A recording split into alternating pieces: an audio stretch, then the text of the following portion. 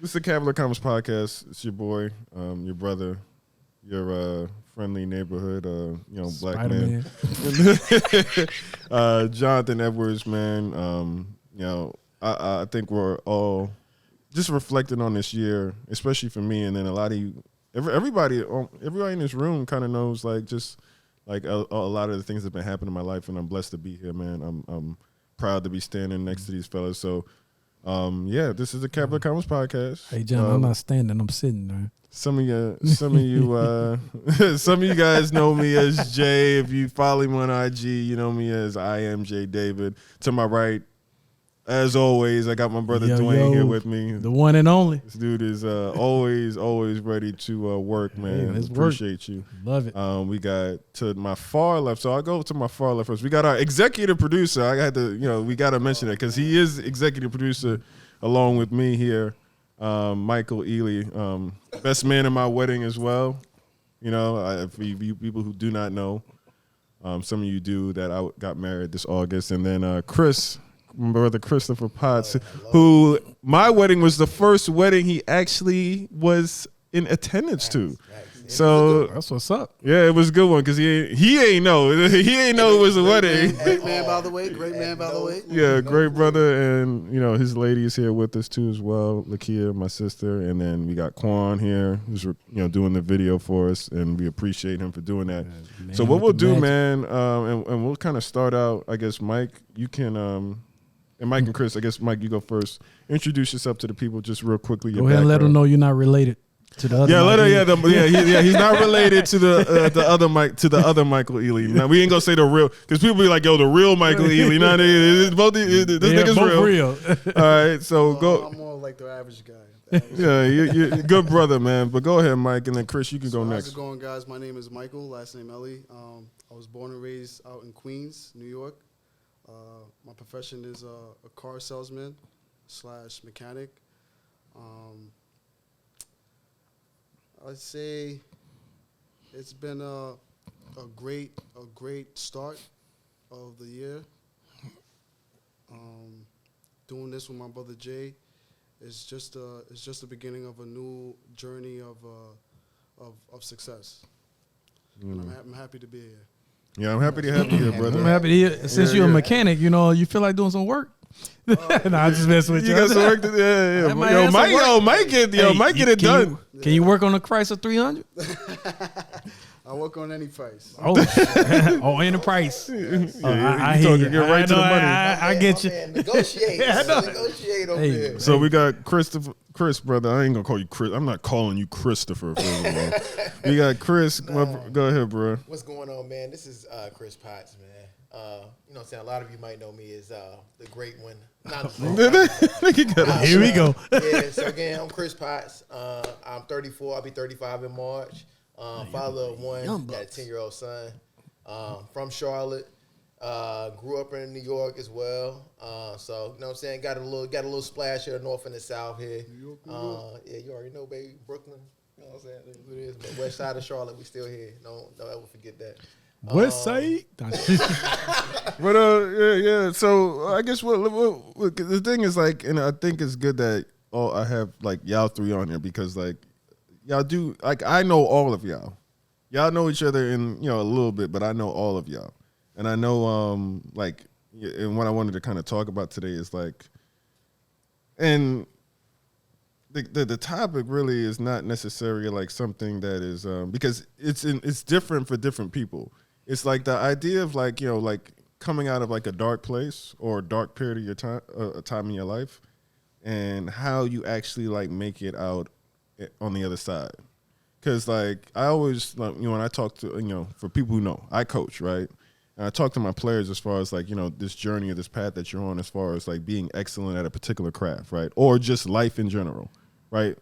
As men, as black men specifically, you're going right.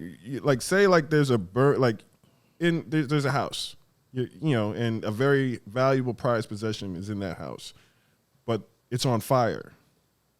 Okay, and there's only one door. There's no windows. There's no back door. There's no other entry. You got to go in, and you got to come out the same way, right? There's nowhere to go. Either your child is in there. You know what I mean? Your dreams, your hopes, your aspirations, everything that you work for is in there. And I know you guys personally, right? Because we've all had conversations I've had private conversations with each one of y'all. Right. In regards to different things, right? In my personal life and things like that, in your personal lives. But like y'all don't even know, but y'all have a lot more in common than y'all would know. Yeah, we all black here, right? All right. But aside from that, right? Dang, I just found that out. But aside from that, and we men, right? We are men, right? And that thing in regards to just like going through that dark period of your life, right? And like finding a way to get to where you need to get to to that point. It's like, yeah, it's gonna be uncomfortable. I may like come out and I may be burnt up, I may be bruised up, you know what I mean? And sometimes like you have certain like things that remind you of like hard times. Like you may have a scar, like I got a scar, certain scars on my body. You know what I mean? You got like, certain things like, that like things in your house that remind you of like, oh, I remember that. You know what I mean? Like I remember what made that happen, so that's what I want to talk about. I want to talk about like, just like that idea of like just going through rough times and like how you manage getting through. Ooh, boy, that's a good one. Yeah. Yeah, I don't know. He trying to he trying to get somebody to cry on here. I guess you want me to start. I start off. Dwayne always start off, so he might as well start. I know, but you always call me first. Yeah, you're right. Yeah, you're right. Going through some things, I could tell you on one thing I've been through that as black men we don't fess up to is dealing with depression, anxiety, things like that. I done dealt with it a lot. People don't know I've been rated as have PTSD from military and things like that. And I went through depression, and it's nothing that I'm ashamed of, but it just helped me grow because I had to get help. And one thing I did have to sit for a little bit in the hospital. I'm not ashamed to admit it because everybody like, man, you in the crazy house? No, you had to sit for a minute. You had to talk to somebody, and it got to the point I had to actually go there and actually open up and talk to somebody. Right. So dealing with the depression, like some people deal with it differently. I deal with it. I was drinking more than I normally did. I had an attitude. I was angry. You know what I'm saying? It was like little things that trigger me. You know what I'm saying? It could be something you just say, hey, what? You know what I'm saying? It just, we don't realize we go through things like this. And as black men, we don't fess up to it because we feel like we don't need no help. We don't want to talk to nobody. And when I realized I had to talk to somebody and I finally talked to somebody and I realized what my problem is, I started feeling a lot better. I started changing some things that I do. I still drink here and there, but I don't drink as much sometimes. But at the same time, I figure out what was starting to trigger things. Stay away from certain things. If it was certain things that trigger me, one, I always tell people I don't deal with drama. And everybody like, oh, it's always going to be drama. Yeah, we always going to have drama. If you're in a relationship, you're going to have some type of drama. It depends how deep it goes. Yeah. If you feel like you're about to get to a certain point, it's time to walk away. So I had to learn how to deal with things like that. And do I need to pause? Yeah, we good. I'm good. So people, like I say, as black men, we have to learn how to fess up to some of the things we go through. Some of us probably went through something in our childhood that's still bothering us that we don't talk about and we don't want to talk about because we like, oh, it triggered things. So a lot of times, if you open it don't have to be a professional. It could be, if you have a pastor you want to talk to, it could be your best friend that you open up to and they probably like, wow, I didn't know you was going through stuff. And sometimes you just need to let it out. Right. And I think that's what helped me out when I let things out, start expressing, and then people start saying, man, you look like you you done changed. Like you feel like a lot lighter. Cause I got that weight off my shoulders. At what point, what moment made you made you realize that I might need to go get help or actually like talk to somebody? Because I didn't probably you had a moment where you went too far, I'm gonna be real with you. This is something I had never really told people about. At one point in time, I did thought about suicide. I really did think about suicide. I feel like this world would be better without me. My kids would be better. I did think about that. It did cross my mind. And one day, I think it was I was on the phone, my father, and I broke down in tears. And at the time I was married, I had to go. They finally said her mother was there and everything. They like, well, what you think we do? And I said, let me just take me to the hospital. And at that time, be honest with you, the night before, I really did think about killing myself. And they probably don't know that. They don't know that to this day, but that did cross my mind. And that's when being in the military, people said PTSD is real because you go through depression, you go through certain things, and a lot of times we as men we tuck it down. Yeah, we go on by our day, we tuck it on in. We like wake up the next day, even though we bothered, we just keep going. And I told people, and people like, really, you thought about it? I said it did cross my mind, and and when you start getting that far, and when my dad talked to me, and I had to pull some of the religion side back, and it just things that was taught to me, and I started, it's certain things start channeling back, kind of ground you a little bit. Yeah, and it started realizing like, what was you thinking about? Why did that cross your mind? And when I talk, and I had to talk to somebody, and I sat there for a minute, I opened up about everything, and I felt like, so a big weight off your shoulder. Yeah, you know what I'm saying? I like got it out. Yeah, and they holding on to it, or feel like you can't express yourself like in a raw form and things of that nature. Like, was you uncomfortable like at first doing it? Like, it feels uncomfortable because you at the same time like I don't tell my business. I don't tell people to a stranger. But once you say it and you let it out, a lot of times I tell people, even though I still go through some stuff, so sometimes I still go to counseling. Dealing with PTSD, there's no shame in it. I know I got a lot of guys in the military. We still do it. It's no shame in going. Yeah. But sometimes you just got to talk to somebody. Yeah, so you gotta think, man, y'all out there, overseas. Yeah. You away from your family. Yeah. But I tell people PTSD don't mean it's military. I mean, anything you went through in life as a young child or as an adult, you could be traumatized. And that's part of PTSD. It's not. It just been related to military because it was it's starting to get noticed so much more from the war and everything. But it's everybody. Yeah, I know all of us probably can attest to a time like growing up. Like, definitely wasn't the easiest things you seen when you were growing up. You like you saying, things you seeing. Like I say, before I even went in the military, I seen people get killed.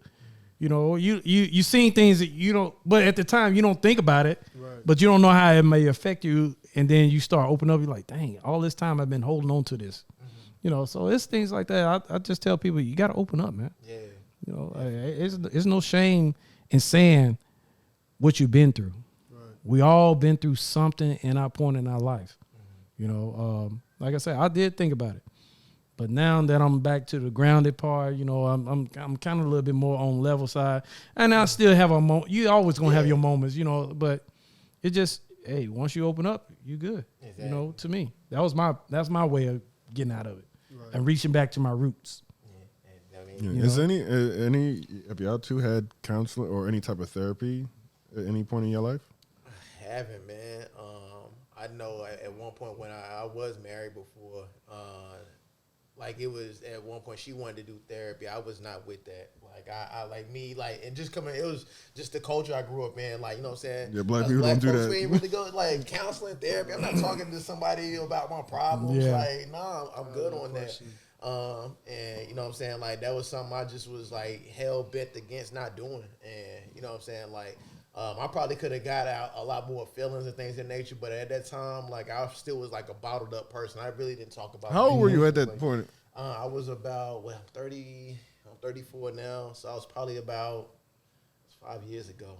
So it was 29? 29. Yeah, like, yo, the thing is, like, crazy, like, and I tell people this all the time. I'm like, yo, even when I was, like, 28, 27, and you think you a full-size adult, right? And even you still don't know yourself, bro. Yeah. You don't know yourself. You're still learning yourself. As men, we always it's a fact. We mature later. We decide. Yes, we do. You know what I'm saying? We don't mature at the age 18. Be like, oh, you know, some of us may have matured. You know what I'm saying? Every guy is different. We all have something different. But the thing is, we mature later, and a lot of times it takes us a little longer to grow up, and a lot of times to fess up to a lot of things because we feel like, hey, I'm the man. I'm good. I pay my own bills, but it's a lot more to that, man. Yeah. Like, it's a lot of like mental growth that you have to go through. And like, even like, just like with me, it was just a lot. I didn't have like a male father figure in my life like that. Man, my dad, he was around till about like 3rd, 4th grade. But like outside of that, like I just had my mother. Didn't have like an older brother. Like I am the older brother. I didn't have an older cousin or like an uncle. I mean, I had my uncles in there, but I didn't really talk to them about none of my personal problems I had. Like whether it was at home or things I'm dealing with at school, sports and all that good stuff.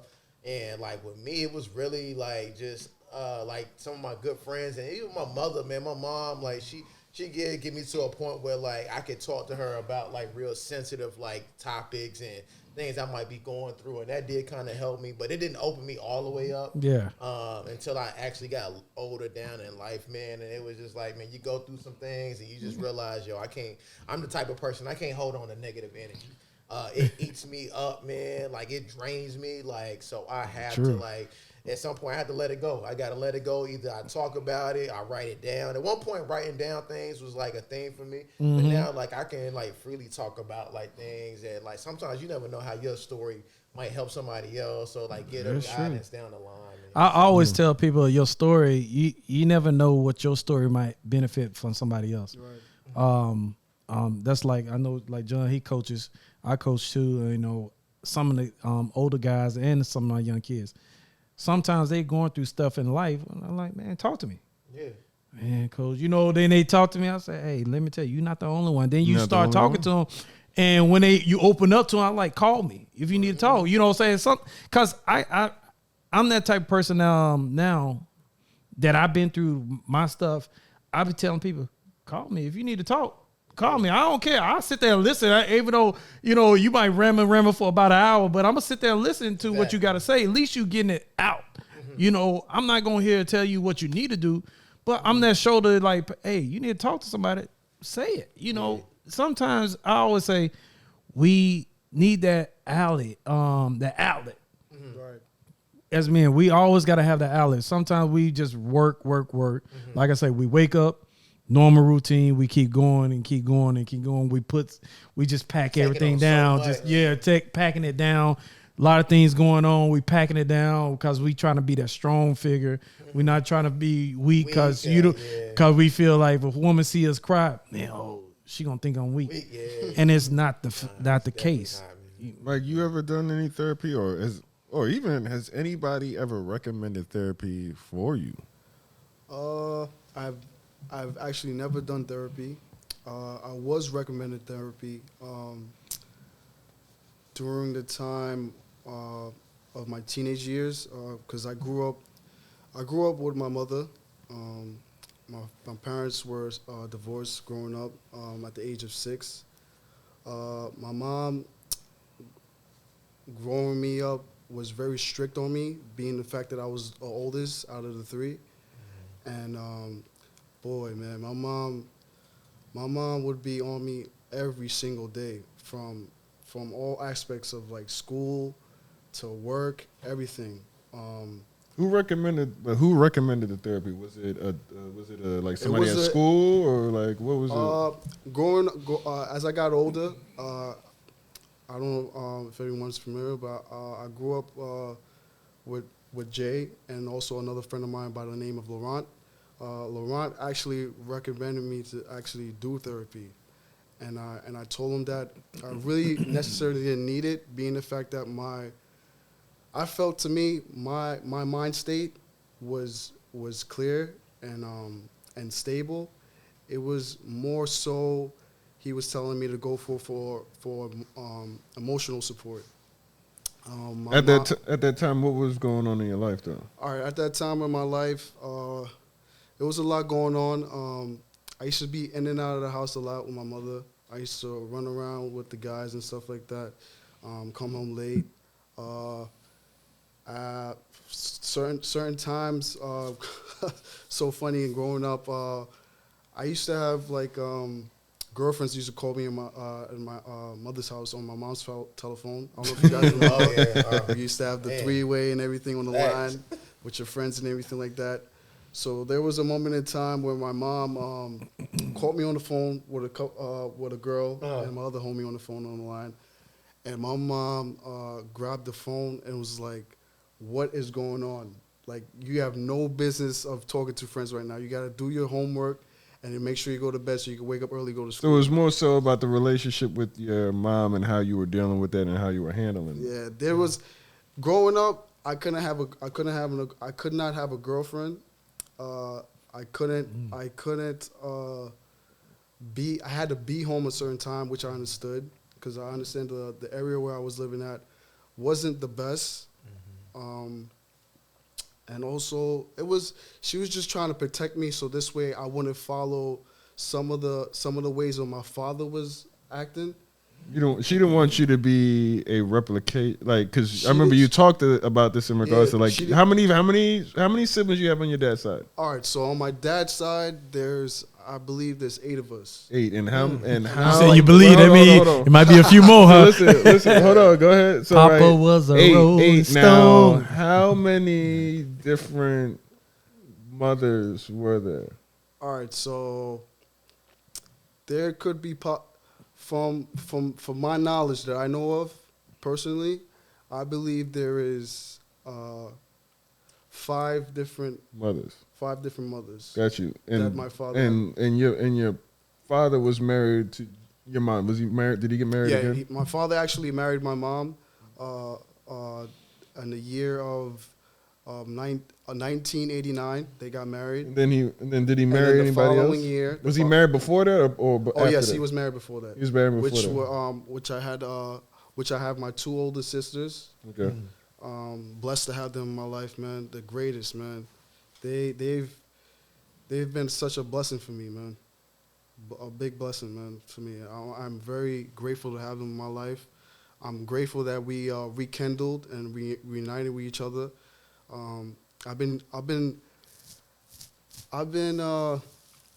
since we've been set apart due to the fact of the relationship, how awkward it was for my father to bring my sister to my mother's household, and even though my mom kind of like took him in as her own child, she loved him dearly. You know what I mean? As if like she would, if there was her own. You know what I'm saying? So things kind of took like a turn after my mom was finding out there was different women involved. You know what I mean? So when she found that out, it was kind of like it kind of altered like the relationship between the you mother and your sibling, the mother of your mom and then your your other sibling. How like did that affect, like seeing like that situation with your dad, right? Right. How did that affect you moving forward? Like how did that affect you growing up? Like how did it affect you how you even deal with women? As far as dealing, because did you have knowledge of like that, all that was what was going on? Did you see at it the time, or did you see it, or So it's kind of like a bundle of all things. All right. So I started seeing things growing up, but it didn't really register up until I got older, and I kept asking my mom about my siblings and their whereabouts and stuff like that, and also like you as a kid growing up and not seeing your father, you would always ask, how's your dad doing, or why did your dad leave or whatnot.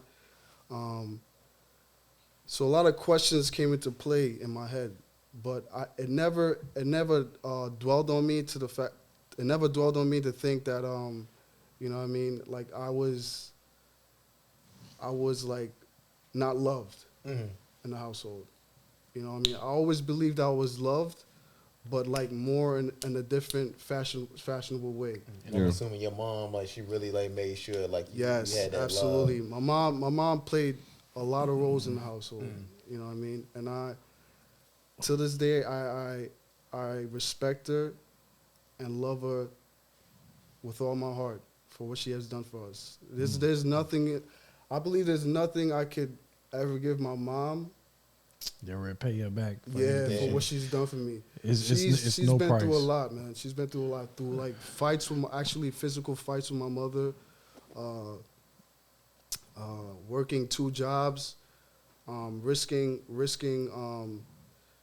her job just to get us to like go to like good schools and stuff like that. Waking up late, missing appointments with clients to do real estate and stuff like that, or either leaving real estate, because my mom at the time when she bought the house, she figured. Well, the house where though? Because I grew up. So they bought the house in Queens, right? So she bought the house in Queens. Okay, and then after this is the year of 1996, and so she buys a house in Queens. So she says to herself, like, seeing from what I see from my mother, she says to herself, maybe I can get into the business of real estate. So she dabbles into real estate and partners up with a couple of our mutual friends that she has, and they actually start purchasing homes in certain places in Queens, Long Island, and then eventually later in the year she starts buying houses in Pennsylvania. Right. So then after that, after being somewhat successful, because there definitely some ups and downs. I remember my mom had rented some couples of tenants and stuff like that didn't end up paying her. There were times you got to eat where, that, yeah, my mom's been through a lot. Tenants are destroying the household. Some houses going up to foreclosure because some of the tenants left without paying. You know, so there's a lot. It's a lot of stuff. Right. So for you, bro. No, well, go ahead. Go ahead. No, so for you, man, like I would say is like, you know, seeing that, right? Right. Growing up, seeing your mom work like hard. And not only hard, it's also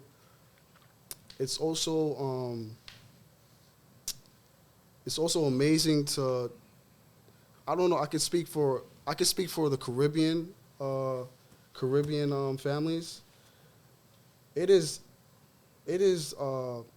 so hard to actually picture or even have a thought of being in a different country and migrating to a different country where you absolutely have nothing. Sort of resource or anything.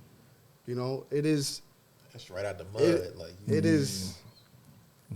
is a very hard thought process to really say to yourself, I'm going to do this for the benefit of my well-being as well as for my kids. Yeah, the future. Or for the future. It could be for the future for the kids that you ain't even have yet, or kids that you haven't had yet. So that alone in itself is what amazes me, not just from the standpoint of my mom, but for every Caribbean parent that has I know, migrated over here. Yeah. Hey, Mike, I got a question for you. You know, due to all the stuff you went through as a child, have you dealt with that yet? Is it something you dealt with, or are you still dealing with it? Like, have you processed it? Have you processed it, or have you kind of... It's been processing. It's just... The way I think of it is... you deal with it as life goes. Just kind of like unboxing stuff. Right? Gotcha. And then going back to what Jay said, asking myself if I needed therapy. it's more so of me asking questions to myself as do I really need therapy? If I continue to be headstrong and be amongst people that have good vibes and good intentions, and you know, all of that good stuff that gets you to where, you know, you'll transfer your life into a different channel. You know, I always had a different picture of life. Like I always had a negative picture of what could I do, and I always have a positive picture. You know what I'm saying? Like, there's nothing. I believe there's nothing in life that can bring you to a point where you have to put yourself down or come to a thought of just annihilation. You know what I mean? Yeah. Like, there's the whole process of life is to build you up to certain places that you're going to be that you don't know that you're going to be in the future. You know what I'm saying? Like, I believe life has a lot of lessons in there that we just need to just sit down sometimes and come to our inner self. And either you might not need therapy, but you could just either talk it out with someone.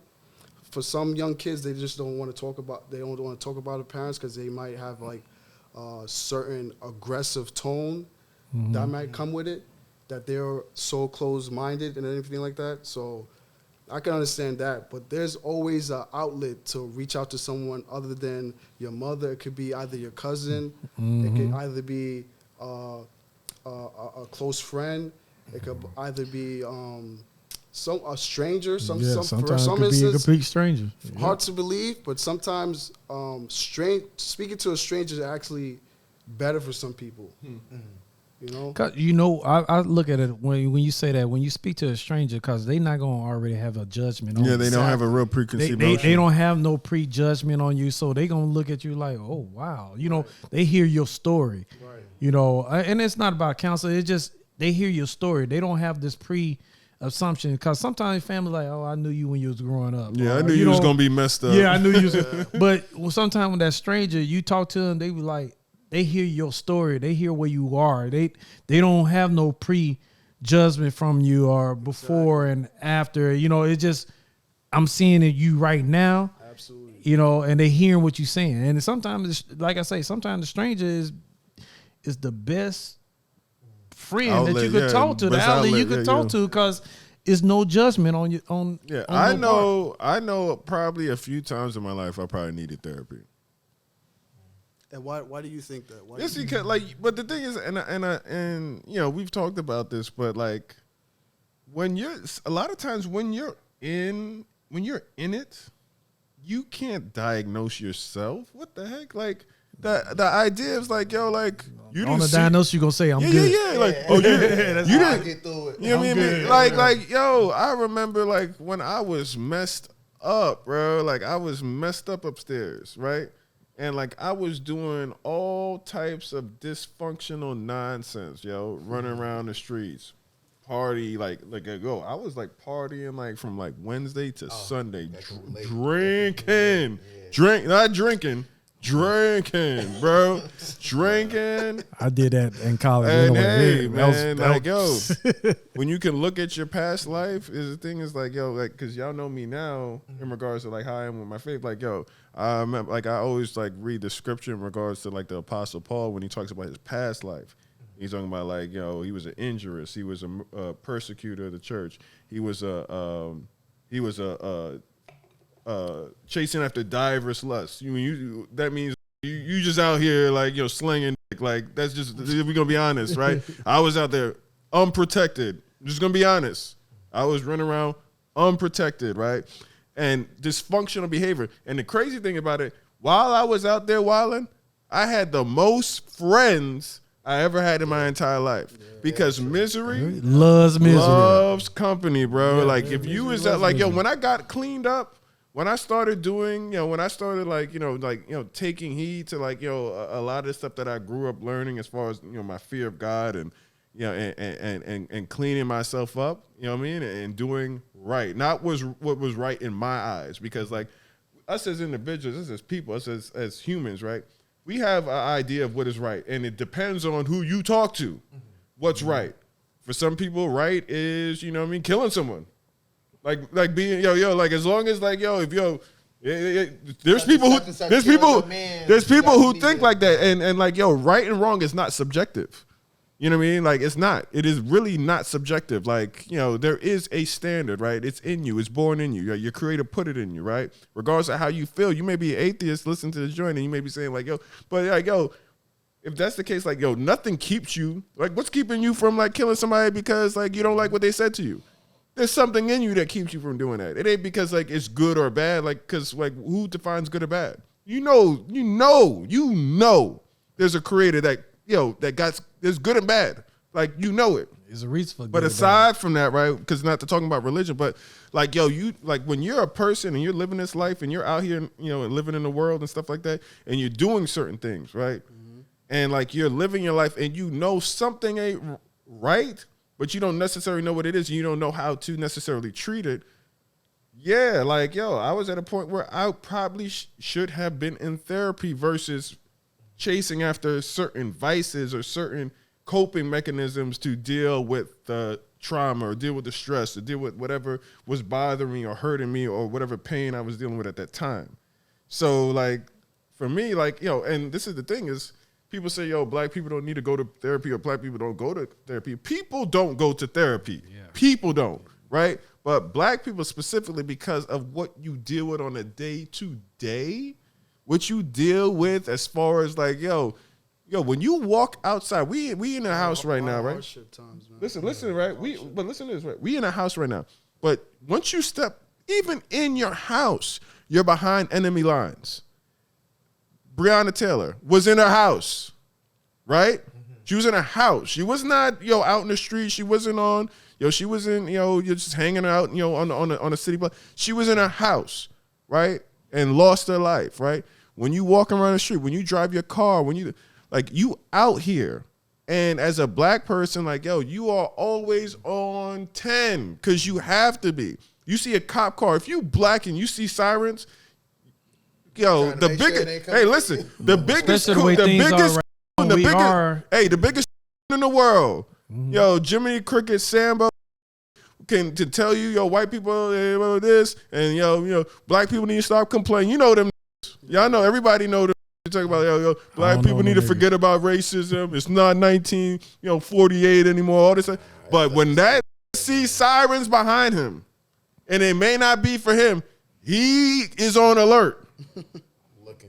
He is on alert, That he's like, I gotta be, what's going on? You know what I mean? I thought, Massa, what you doing to me, Massa? You know what I'm saying? Like, that's real. You know what I'm saying? Dude, when I walk into a retail store, man, bro, like, and I see a cop. You're not stealing, but it's just that stigma. You gotta like, watch when you walk into somebody's establishment, man. You behind enemy lines. I tell people when that's a way of life. You just got to be used to it.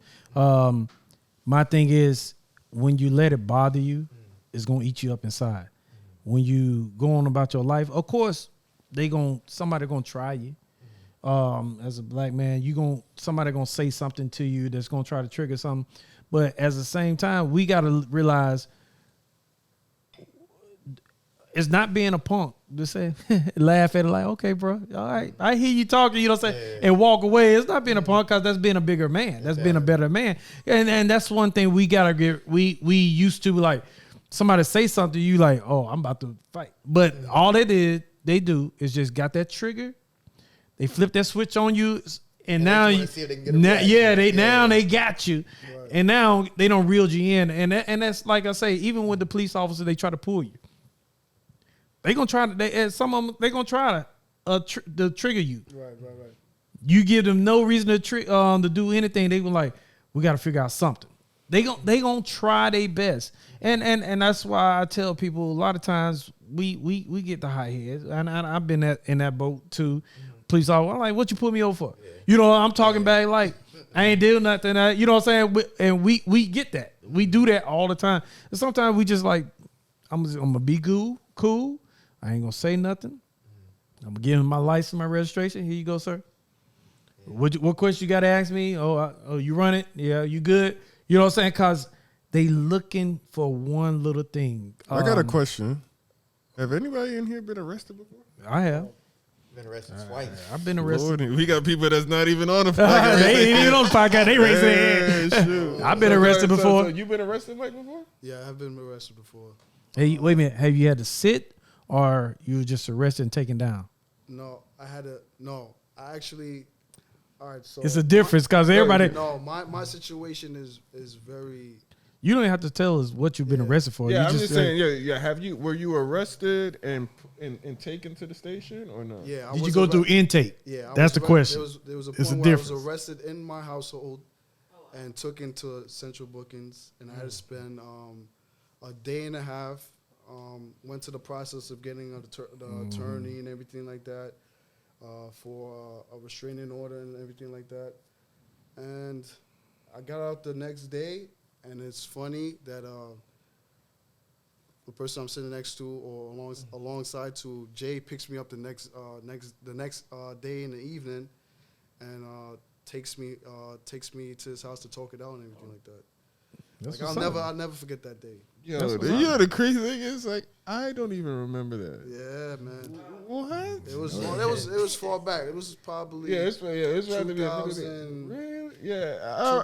I mean, But that's what's up though. That's when you got. That's sometimes you know who your true. I think I remember. People I'm remembering. I think I remember what the issue was and what the situation was. But like, even so, like, yo, that's like, especially like if you know you necessarily ain't do nothing wrong.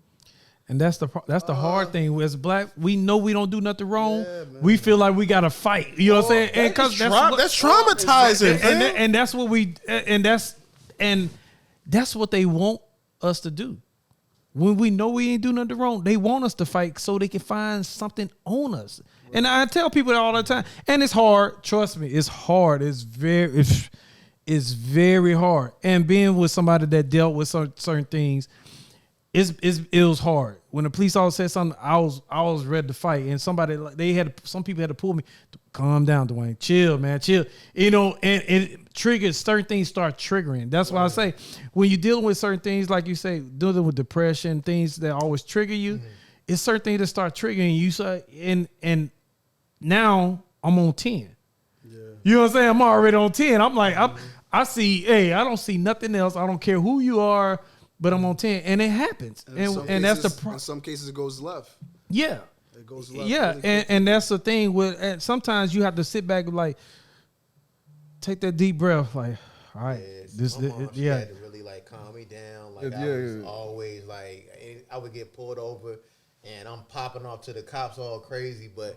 I mean, granted, like my just personal experiences with the cops, like growing up, even like in New York, like it's totally different from like how it is in Charlotte.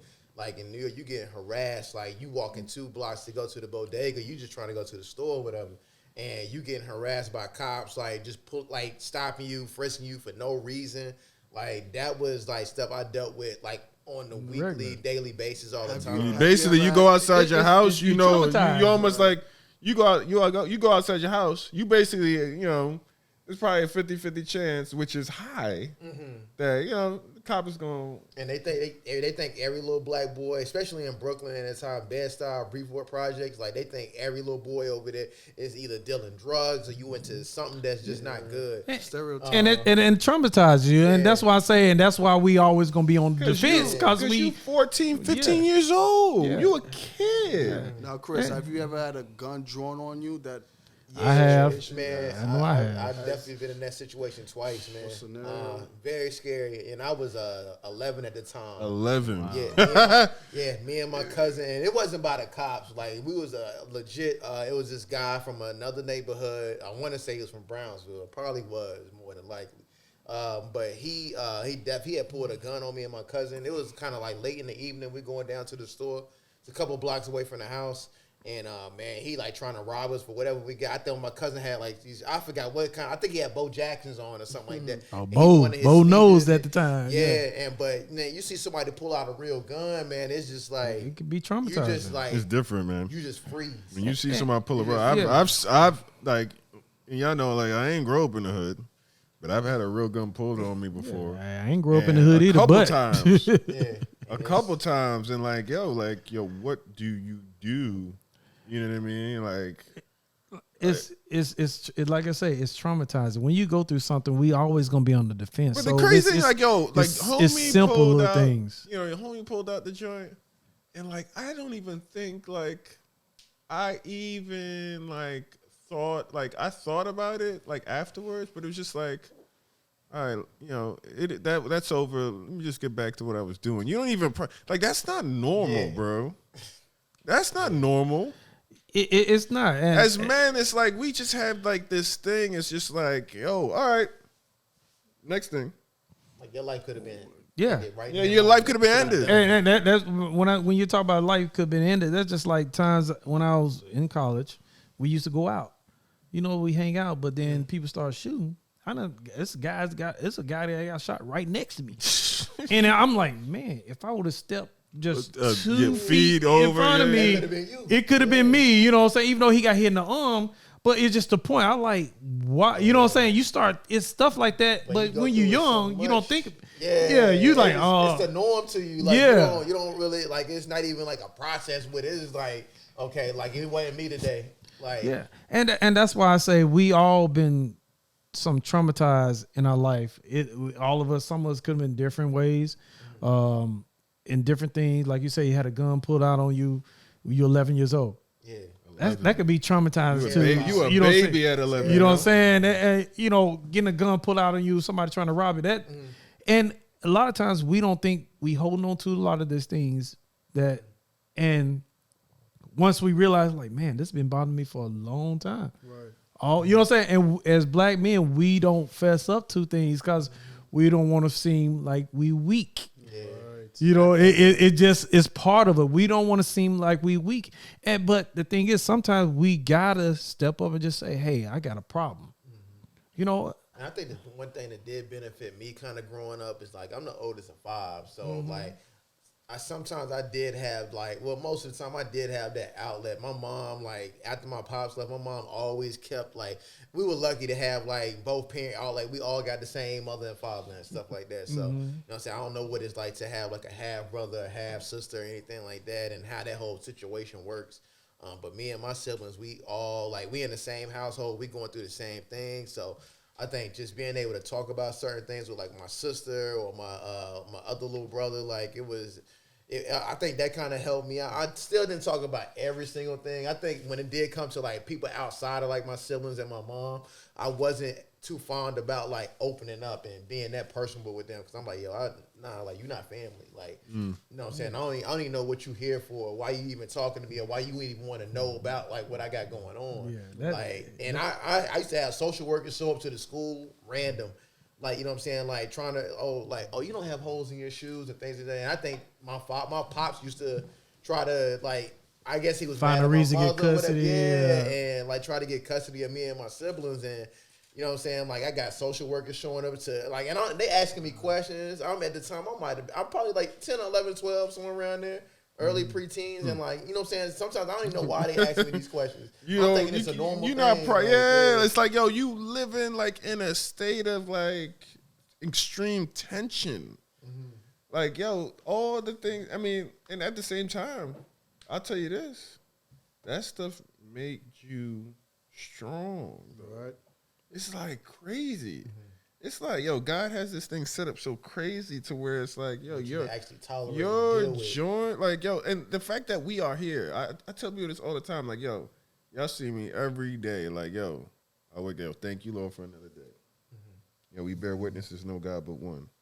He's without partners, he's without flaws, he's without errors. Like, everything, like, yo, you could have been like, yo, this man here said he wanted to kill himself. You know what I'm saying? But, like, think about that, right? Like, he said he wanted to kill himself, but he's still here. Yeah. God, like, and he could, you could have been taken, like, you could have been out of this world. Like, and think about in that particular state, right? Lost, bro. Not knowing your way, right? And you know, if you lost, hey, I mean, you may not believe in that. I believe in that.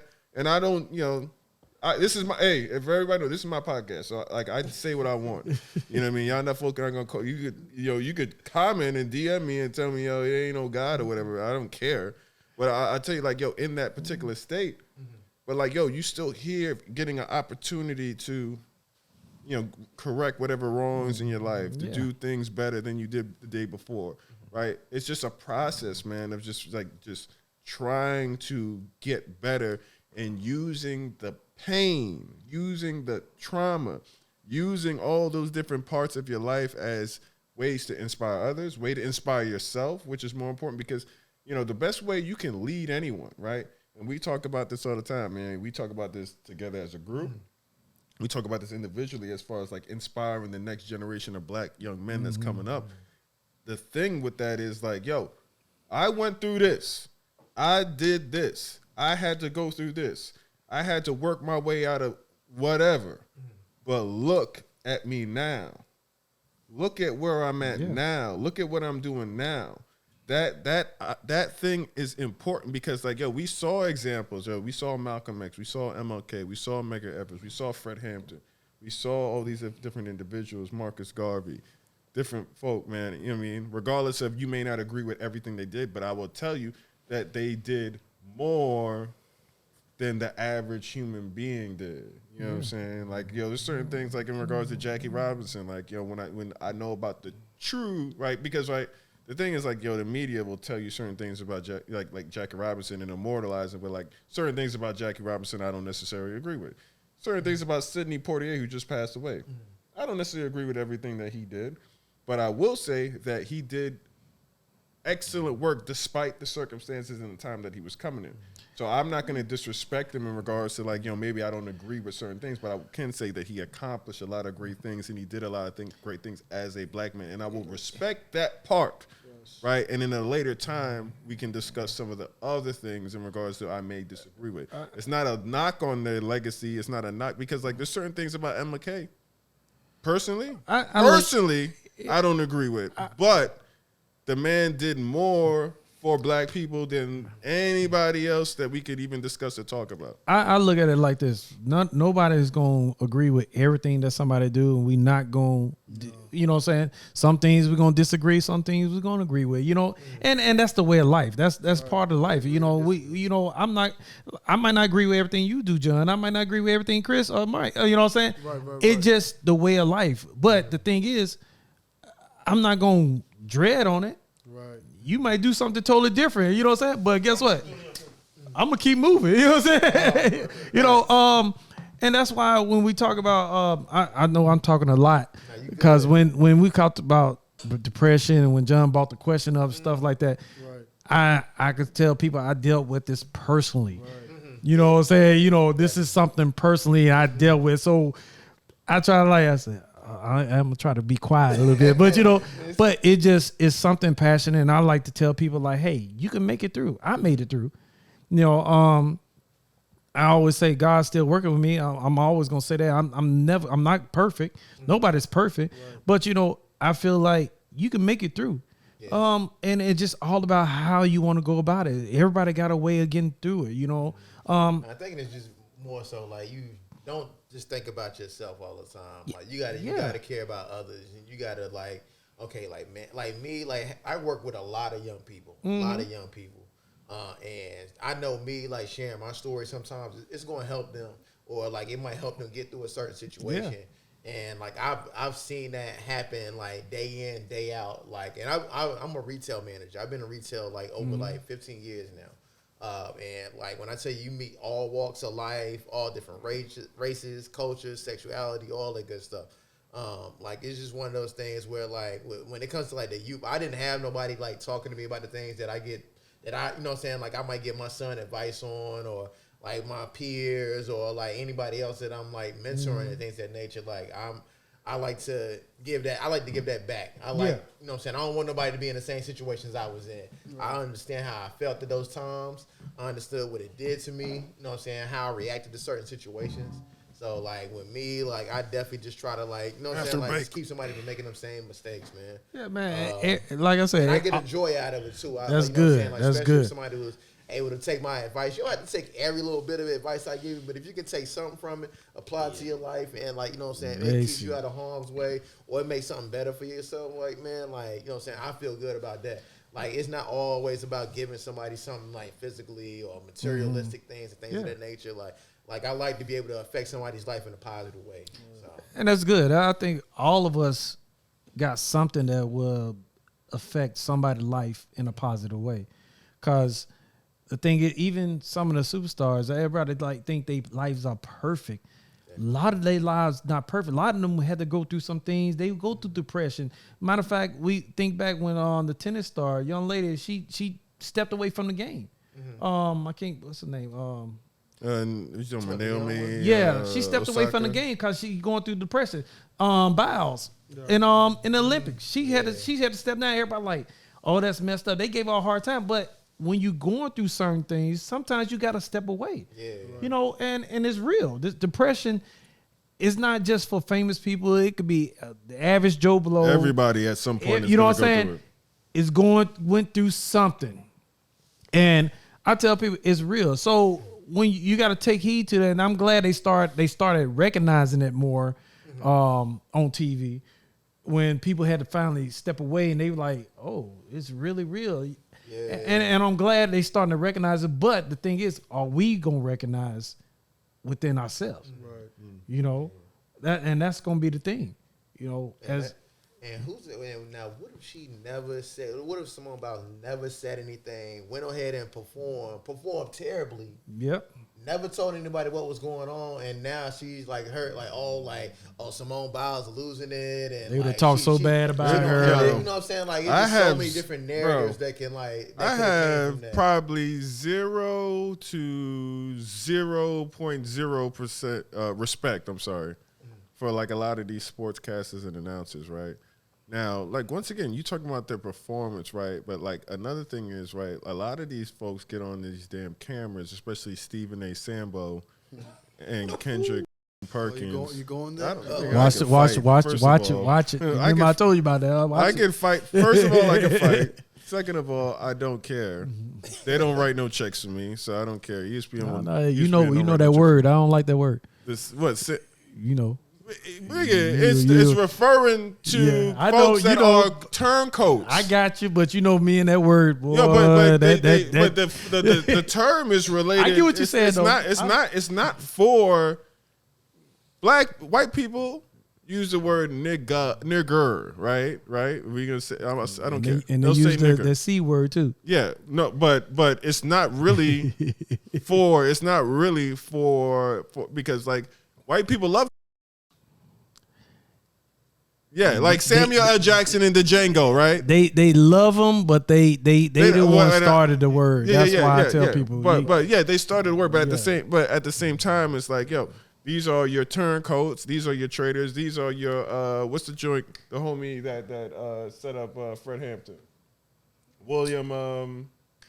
Shoot, I forgot that dude name, right? But like that's Judas.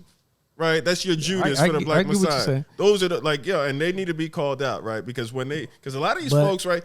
Listen, right? I'm listening. A lot of these folks, man, they get on camera, man, talking crazy about black athletes or black men in general, right? Stephen A. Smith, for example, right? He get on the joint and he talk about Kyrie Irving in regards to he called the things he say about Kyrie Irving in regards to this stuff, in regards to the vaccine, him not taking the vaccine, call him unloyal. Low talking about in regards to low character about sports, bro. Talking about because these people paying you, not shooting nobody, not killing nobody. But Steve A. Smith getting paid to do that. That's but that's a problem in our community because we got a lot of folks like that's over here talking about like yo, talk about the basketball, talk about the sports, talk about the statistics, right? But well, what we're saying is like, yo, like in regards to like, yo, you don't know, like even Russell Westbrook, right? For example, like a lot of and I join in on it too because he's performing terrible. But it's not necessarily like an indictment. Once again, it's not an indictment of his character. It's not an indictment. Anytime you try to turn this into an indictment of a person's character in regards to that is a freaking problem. That's the issue that I have with this stuff. It's like, yo, people miss shots. People play bad. People don't perform up to their ability sometimes. A lot of times we don't. You know what I mean? The average person doesn't.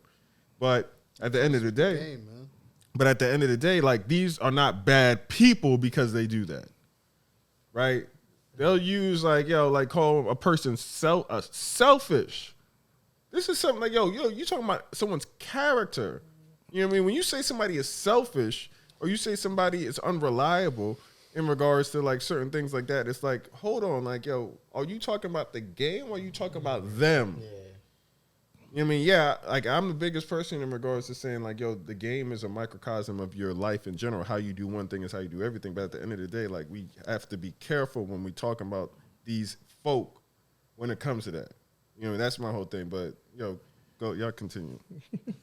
No, but I get what you're coming from. I understand, we do have a problem down in people, especially our own sometimes, and I know commentators they get paid to do. I get what you're saying, but at the same time, two wrongs don't make a right.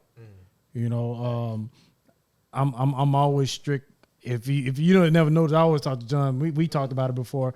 He know how I feel about certain words, and the only reason I do that because from one thing, this is one thing I was told. My grandmother heard one of my cousins say it one time. She flipped, and we never seen her fuss. But that kind of struck a light. Like, she's like, y'all don't know where that word come from. Y'all don't know the history. Y'all using it like this. And it struck a nerve. So that's what made me think, like, okay, that's serious. It's deeper than what we know. You know what I'm saying? And we don't know all the history. We just know what we read or what, brought to us. Because, like you say, everything gets watered down as time, generation go long to long. You know what I'm saying? Even books, it gets watered down as we get to it. You know what I'm saying? But as black people, we do down each other, and that's a problem. That's what causes a lot of depression, a lot of other things, because we always want to, what I'm saying? Tear the next one down. And then you see all these, especially these guys making these millions of dollars, these rap artists, like that. I like music, and I love music. Everybody know I love music. But, like, man, you get so many of these guys that, you know what I'm saying, you don't work with the next guy because, his chain bigger than yours, or, like, he dating such and such, he doing this, that, and the third, so, like, you got to go make it. Like, it's so bad now. Like, these rappers they were getting killed before, but now, like, it's just, like, that's, like, it's ridiculous. The everyday climate. Bro, it's a constant cycle. And we only time we'll stand together when it's something that happened, like you say, when Michael Floyd happened. We all stand together. I mean, George Floyd. Yeah. I said Michael Floyd. My fault. I was looking over at Michael. Don't tell me you want me killed. No. I'm like, there's a Michael. No, George Floyd. When that happened, we stood together, and everybody was getting along just fine. Right. But then I was like, watch, give it time. We're going to go back to doing the same thing over and over. You know what I'm saying? And that's the thing. And this is what some of my roots taught me, especially my mom. She said, when God bring you out of something, one situation, don't mean go back to that same situation. And a lot of times as black folks, we go back to the same situation. Yeah. We get out of it, we all praising, we helping each other out. Then next thing you know, we go back to the same situation, dogging each other out. We go back to the same situation, trying to cutthroat, you know what I'm saying? And we do it all the time. And it's just recycling. And everything, we got to make a change. You can't make a change until you change. Now, going back to that. Now, do you think that when we always sort of overcome that habit, is it a problem with our trauma that we haven't overcome, or our old habits? Well, I'd say this is like, and I said this in a previous episode that on the plantation, there was a couple of different ways you'd get rewarded by the slave master. Right, one was telling on other black folk, telling on other Negroes, telling on other dudes. Right. That's basically what you have. Is like not necessarily like telling on, but like just like the idea of like the idea that if this black person is planning to do something positive, meaning in that terms, either killing the slave owner or running away. Those were the two. You know what I mean? Those were the two options at that point, right? Either we go tear his stuff up and burn it down, or die trying, or right, because on the plantation the thing was, right, the slaves outnumbered the slave owners. They outnumbered the overseers. And that's mind-boggling to think right? that we haven't. So but you gotta realize they didn't know where they was at either. So a lot of them was you kind of because the thing is, like, if you do that, okay, great, but people are coming. Yeah. After you don't that, know right? where they don't know where they going. Yeah, but the idea of like dying free versus living in bondage, that was always the conflict. But that's where that stuff comes from, bro. It's like, it was either like, you entertained, right? You entertained the slave master, or you entertained the overseers, or whoever was in, the white folk that was there, or you was telling on folk, you was a traitor. You know what I mean? Those are the type of different things, right? So, and it's still the same today. They pay these entertainers, they pay these rappers, they pay these artists to. Yeah, we're gonna be honest. We gotta be honest on here, to degrade our people, degrade our women, talk about ourselves in an inappropriate fashion. But the problem is we support it. And we support it because why do we support it though? Because we like generational, fam. Yeah, we support, and that's the issue. Once we stop supporting certain things, it could change because they start realizing. But the thing is that the thing too as well. Like, I always go back to this. It's like the time where hip hop really jumped off was when it was conscious. A lot of those, a lot of the conscious rap. Queen Latifah is one of the biggest female rap artists. I love Queen. She's one of not even the biggest female artists. She's one of the biggest rap artists. All about guys. MC Light. You know what I'm saying? Even like Wu-Tang. Wu-Tang would talk about street stuff, but it was always that 5%. It's positive. It was always but it was always like bringing. Like the dark, it wasn't glorifying any of that stuff. They was talking about like the dark part of it and like just what the reality was. Daz Effects, the Fugees. You know what I'm saying? Lauryn Hill won like how many Grammys she won? The thing is, when, like you talking about the hip hop, they was talking. Everybody like, oh, Tupac, bro. They was talking about things that actually happened, but it wasn't always degrading. You know what I'm saying? That's what I'm talking about. There was eyewitnesses. There was newscasters, bro. Yeah. So that's the thing. You know what I mean? They talk about things that was going on in the streets. They talking about, like everybody remember Queen Latifah, UNITY. You know what I'm saying? Everybody, when you listen to certain things, something like UNITY. What the, I like. She was talking about unity. She wasn't talking about it wasn't all about the streets at the time. She was don't stop, pop that, don't stop. But the thing is, the way some of the game is now, even though everybody said Tupac and Biggie was beefing against each other, I like, but that was to sell records. We knew they were friends really, but they sold records. But it was more people that was in the inner circle, in a circle that made it more than what it was. Yeah. People don't realize that. It wasn't really big in Tupac that was beefing like that. It was more people that was in the circle that made it more than what it really was, that had the issue. And it puts you at odds with that person. You're like, dang, okay, man, my man's is not rocking with that. Like, he not cool with you. Like, XYD, he want to do that. He want to do this, that, and the third. Okay, like, man, all right, I got to have that same energy. Yeah. So I got to, like, you know what I'm saying? Like, even though I personally don't have an issue with you, or, like, you know what I'm saying? Like, I ain't even that kind of person, but because I want to support my guy. Yeah. And, you know what I'm saying? You have all these people, like, around y'all that's looking like, oh, like, yo, John, what you gonna do, man? Your boy Mike, like, he beefing with such and such. Like, you know what I'm saying? And but John, like, I can handle my own. But you know what? But that's the thing. Like, I have groups of friends, and I know certain groups of friends don't get along with each other. But I'm like the middle person sometimes, and everybody like, man, it's okay. I said no, because one, I'm not gonna invite these people if I'm having a cookout, because I know they don't get along on this side. You know what I'm saying? Right. And that's the problem. I'm in the middle. You know what I'm saying? But when I have a cookout, a lot of times I tell people, when you come to my cookout, ain't gonna be no drama. We don't have no issue. Grown folks fun and move on. That's it. You know what I'm saying? And John been to cookouts plenty of times. I don't have plenty of cookouts. But it was no drama.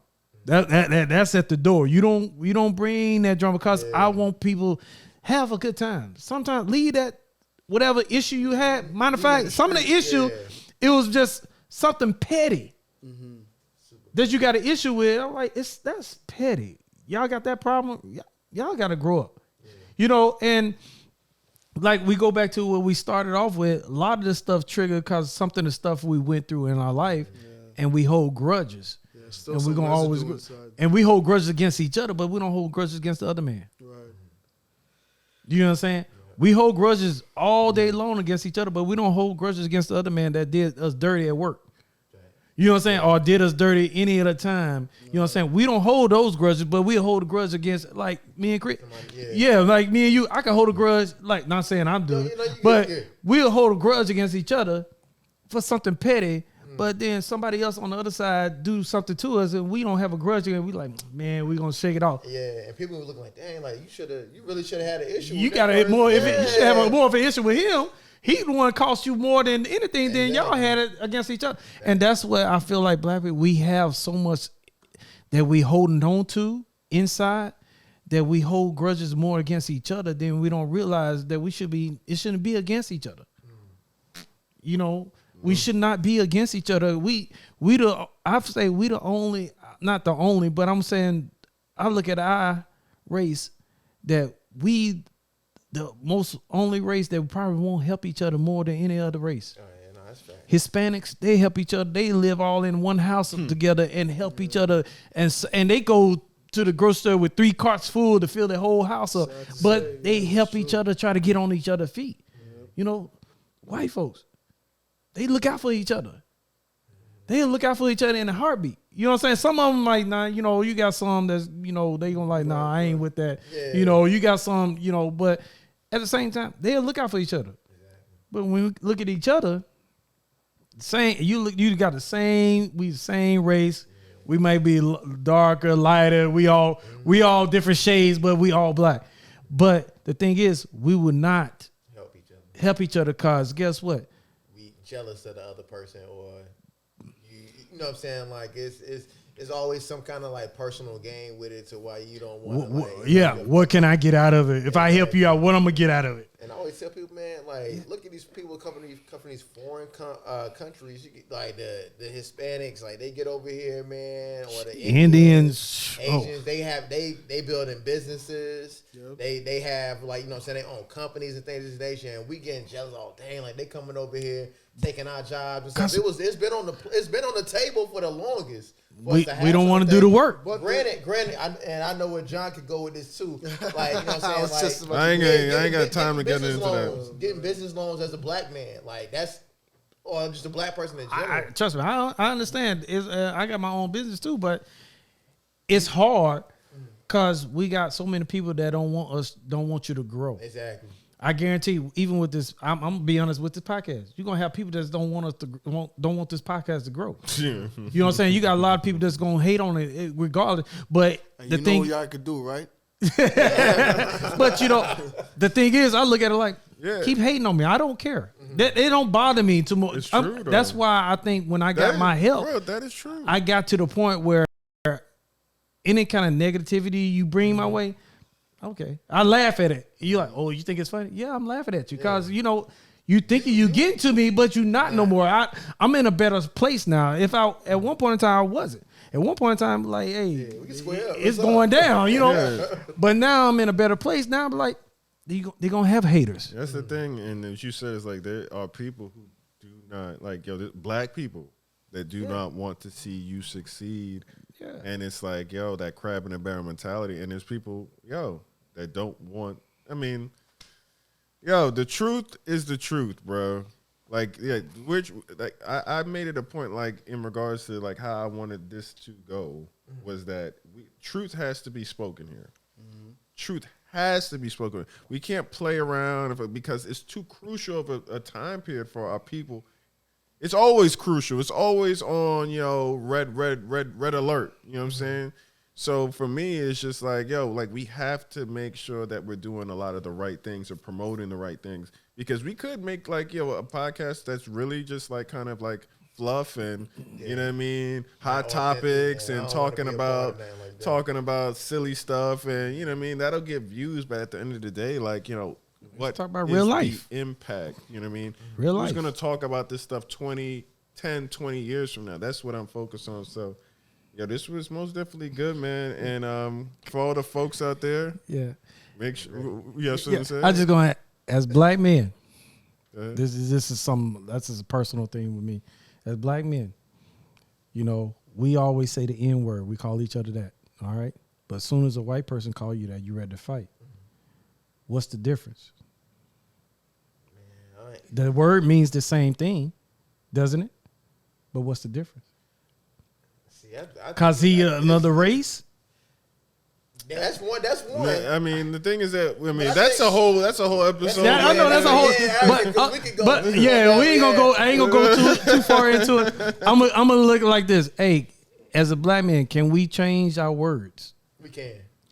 Can we change our words? We gotta change the mindset, man. Yeah, you can't. The words ain't gonna change if your mind don't change. It's the mindset. Yeah, I agree. Change the mindset, change the words. That's why I said the mind is the first thing that has to change. If you want anything to be renewed and reborn, the mind has to change, because then what happens is once the mind changes, your heart, you know, gets convicted. Once your heart gets convicted, your body and your mouth and things like that are going to operate on that. If you let the Lord take over. So, yeah, man. So this was dope, man. Appreciate y'all, huh? I'm excited for the future. I know I was a little more quiet on this one. Hey man, I know I talk more, but this, like I told y'all, I'm a little bit more. We've been doing this. Me and Dwayne been doing this. But this time I talk more because when we talk about depression stuff, this is something that really it hits home. You know what I'm saying? So. Insight on it. So. John, you all right, man? You like you a little tipsy over here, man. Yeah, I'm good, man. Hey, he been drinking wine over here. He like, nah, I be chilling. So, the thing is, some of the goodies back over there. I know, I ain't touching no goodies. Man. But nah, he went to the bathroom, did something back there. I don't know. I had to go a bathroom break, man. But yo, most definitely, appreciate you guys being on. For all the people, once again, we're on YouTube now with tons. We have all the previous episodes that on YouTube as well. But Spotify, Apple Podcasts. Follow us on IG at Cavalier Convos. Follow the rest of the fellas on here. Their information will be in the description as well on the YouTube, and also in the description for the Spotify. But appreciate everybody being listening. Share this with your family, share this with your friends. Make sure you hit that like on that YouTube. Make sure you comment down below on any of our posts, whether it be on IG, whether it be on Spotify, whether it be on Apple Podcasts, and any other platforms we're sharing this thing on. So any topics you want to talk about. Yeah, and if you have any topics that you want to be discussed on the podcast, please make sure, or any people that you want to have on the podcast, please let us know. Feel free to reach out to us, and we'll most definitely get that done. We're gonna end out with a quote, and then we'll close out. This is from the good brother Malcolm X, one of the greatest leaders that black leaders, greatest leaders, not even black leaders, greatest leaders that's ever stepped foot on this earth. I'll just kind of go through this real quick. I'm for the truth, no matter who tells it. I'm for justice, no matter who is for or against. I'm a human being, first and foremost. And as such, I'm for whoever and whatever benefits humanity as a whole. So, yeah, man, the truth is the truth, man. It will set you free. And it will set you free. And I want to be free. Appreciate it, y'all. Bless y'all. One more that singing voice. Bless, peace and blessings to everybody. And appreciate love y'all. Please make sure, like I said, check us, man. Feel free to comment, do whatever you got to do, man. Check it out. I love everybody. Smash that notification bell. Get the notification for the new videos when they drop. I love y'all. Yeah, what Chris says. So, lovely, man. And, yeah, man. Next episode, we're going to sing. Who's singing? Next episode. Yeah. But God bless, man. Appreciate it, man. And, fellas, appreciate it. I'm going to be my Maxwell. Oh, sorry. Yo, Quad, cut the video now. What you need? Hey.